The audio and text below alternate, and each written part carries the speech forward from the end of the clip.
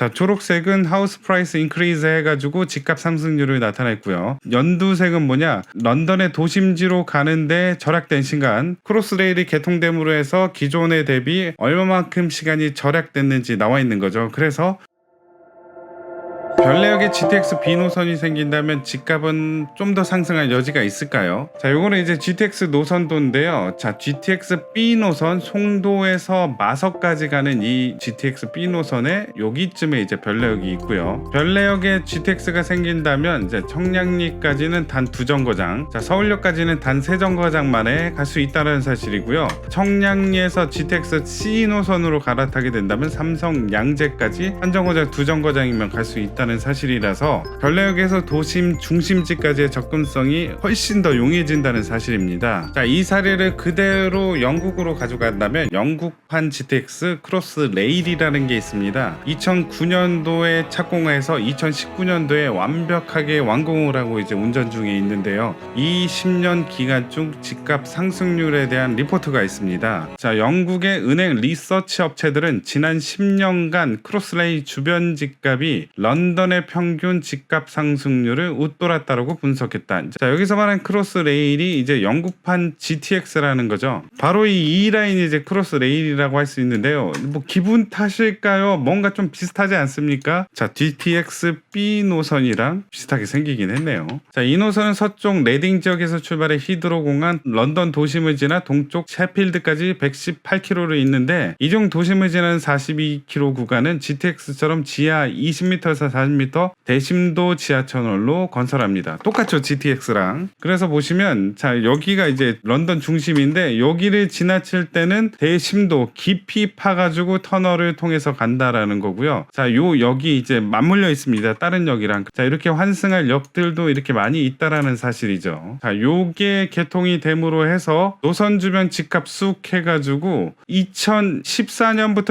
2016년까지 2년 새 22% 상승, 런던의 평균 집값 상승률 14%보다 8% 높은 수치에 상승을 했습니다. 2009년에서 2019년까지 지어졌는데 2014년 16년까지 이 즈음에 해서 상승률이 22%, 자, 런던은 14% 해서 8% 더 높았다는 사실이고요. 자, 영어 잘 못하지만 영국 기사에도 나오죠. 크로스레일 역 근처의 집값은 영국이죠. 자, 급등했다라는 사실입니다. 2016년 기사죠. 자, 이거는 이제 5년 이상 된 기사인데요.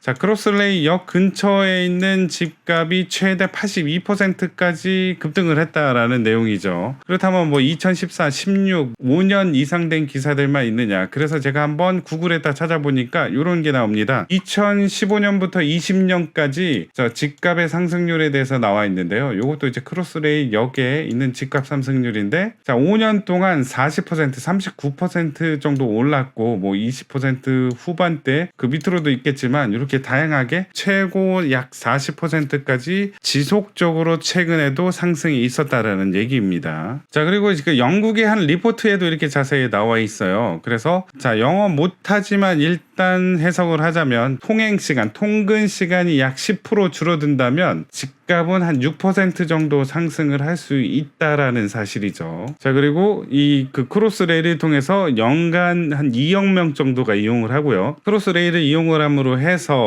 통근 시간, 여행 시간이 한 15분 정도 줄었다는 사실이 이제 나와 있습니다.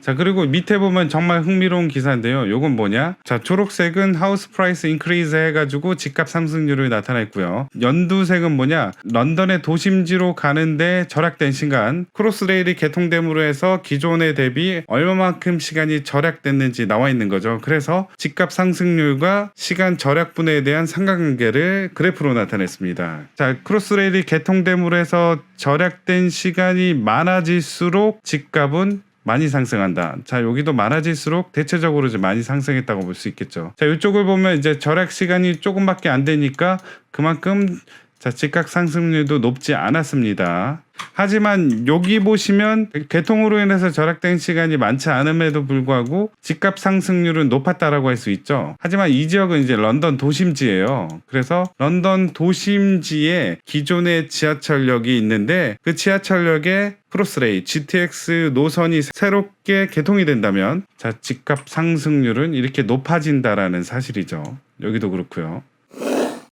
자, 정리를 한번 해보도록 하겠습니다. 영국의 GTX 크로스 레일은 2009년도에 착공을 시작해서 2019년도에 완벽히 개통을 했습니다. 약 10년의 기간 동안 건설을 했고요. 그 중에 2014년, 16년도의 기록에 의하면 최고 47%까지 급등을 했습니다. 자, 2015년부터 20년까지도 꾸준하게 상승을 했다라고 볼 수 있는데요.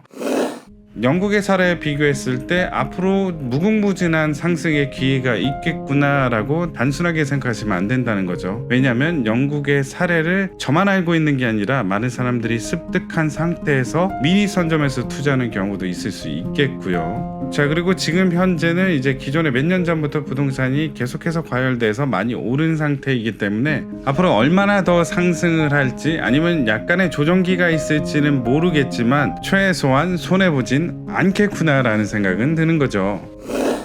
또한 참고적으로 제가 이 영상을 찍는 건 단순한 지식 전달의 의미이지 제가 뭐 광고성으로 이 영상을 찍는다든지 아니면 별내의 집이 있기 때문에 이렇게 디테일하게 얘기하는 건 아니라는 사실입니다. 어디에 투자하시던지 바른길 부동산은 옆에서 열심히 응원하도록 하겠습니다. 투자하시는 곳에 꼭 좋은 결과 있기를 바라겠습니다. 이 영상이 마음에 드셨으면 구독, 좋아요 부탁드리겠습니다. 감사합니다.